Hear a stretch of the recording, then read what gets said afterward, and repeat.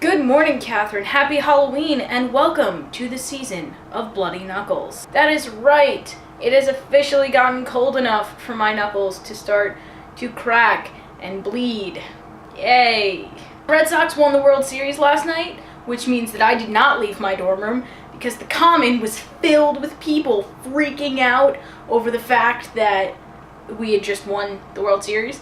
And somebody posted on Facebook that there was a girl wearing a Yankees shirt out in the common and how brave she was. Later today, I'm gonna get a $3 burrito from Chipotle. I am right now not dressed in my costume because I literally just have to put on a pair of shorts, a striped sweater, a backwards hat, and I'm going to be Lucas from the game Super Smash Bros. Brawl.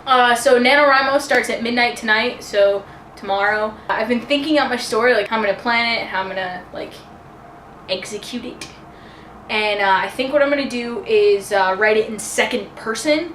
I will be the narrator talking to the other main character in the story. And I think it's going to be about a declining relationship or a relationship that has ended, and the narrator is speaking to the other person in the relationship saying, this is how it began, these are all of the things that happened throughout a relationship, this is why it ended, or this is why I think it's ending, this is why I don't want it to end. I haven't really decided who is the dumper, who is the dumpy, or if it is even a dumper-dumpy situation. I'm ready. So last night, a couple of my suite mates and I watched Hocus Pocus from 1993. It is a beautiful movie. I love it a lot. And I discovered that what Disney used to do is every night they would have what's called Magical World of Disney, where they would play either a Disney original movie or a movie that was made by the Disney company. They would put it on television, and so that way kids could watch it. It wouldn't be a 2-hour long thing. It would be an hour or so, or an hour and a half, and they wouldn't put commercials in it. So we watched that whole thing, and the only commercials were between the shows. So you know that when we used to record stuff on VHS, we would tape 5 minutes before and 5 minutes after the scheduled time. So that way, if it started early, then we would get the whole thing. Also, one thing I noticed was that a lot of the old Disney movies have a lot of like really hilarious jokes in them that we didn't get as kids because they were jokes that were a little mature for us. In the beginning of the movie, when they go to the Sanderson house and they say a virgin has to light the black flame candle and then the sisters will come back, Max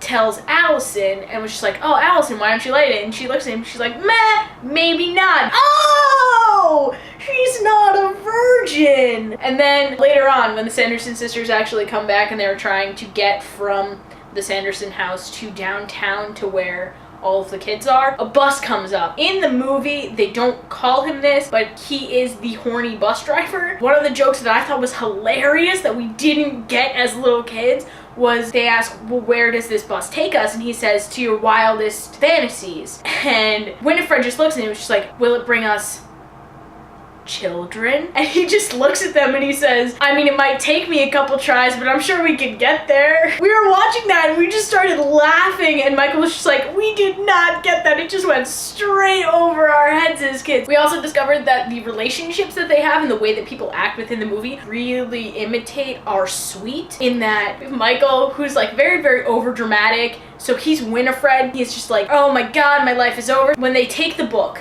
and they put them into the kiln, they go back to their house and they hide the book. Before Max and Allison are dumb and open the book, the Sanderson sisters go back to their house and they're just like, oh man, the sun is gonna rise and then we're gonna die. And Winifred's just like, oh my God, this is the end. She's like, take me to the window, I wanna say goodbye. My sweet mate Sarah was just like, Michael, that's you. And he was just like, yeah, but Karla wouldn't do that. She would just laugh at me and say, get up, you're being dumb. So that was hilarious. We discovered that my sweet mate Sarah is Sarah Sanderson, so she's the one that sings to the children, enticing them to come to their house. We're just trying to like point out the similarities of all of these people, and I decided that I want to be Thackeray because I literally don't take shit from anybody. So that's all I have for you. I think on Saturday, when I have a little bit more time, I will make my video on Buddhism for you, but you should tell me if you actually want to hear that, because if not, then I won't do it. Do you want me to make that video? Do you not? Some feedback, please. Yes, I did enjoy your video, but you didn't answer my question. I'll see you tomorrow.